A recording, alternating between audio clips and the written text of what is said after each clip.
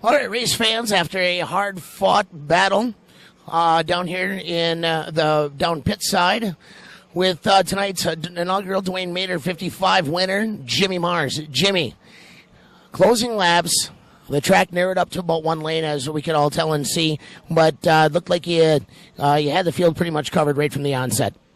Yeah, it felt pretty good. I mean, we were fortunate. We had a couple good starting spots, so I took advantage of it, tried to not make any mistakes there.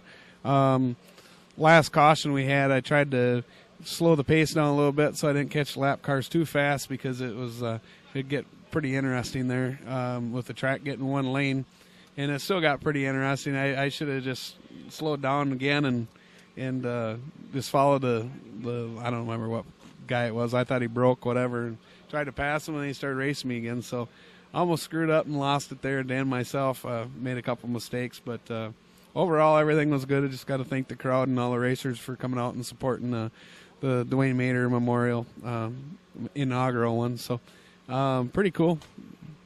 That was Aaron Lillo in the UPI, too, when he got crossed up coming out of turn 4. I even said over the microphone, I was talking about the track being one lane, and this is where things get interesting. You hit the nail on the head. You took the words right out of my mouth when I said it on the microphone up there.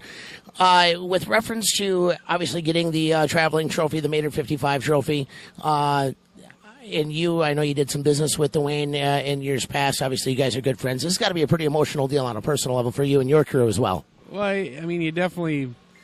when we heard of Dwayne's passing, I mean, it was definitely a shock. I mean, we were actually out of town, and when everything happened, and it just you just kind of were numb. You didn't really know that it even happened. And anyway, when you got somebody that's we're all racing family.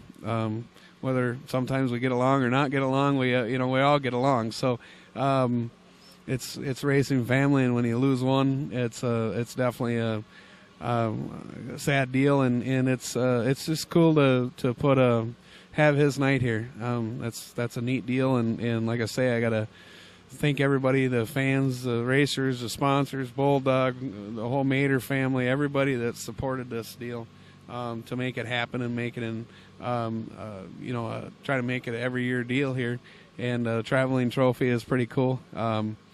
We've got there's a couple other memorial races that we've attended, and it's a sad deal, but at the same time it's a neat thing that everybody gets together in memory of their name. So it's sad and it's cool at the same time.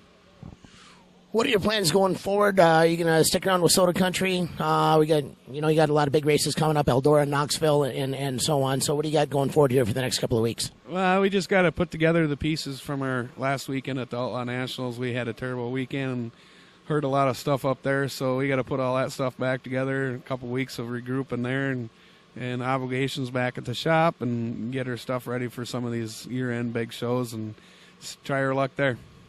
All right. Well, thank you very much, Jimmy, for the interview, and congratulations on the inaugural Dwayne Mader 55 victory.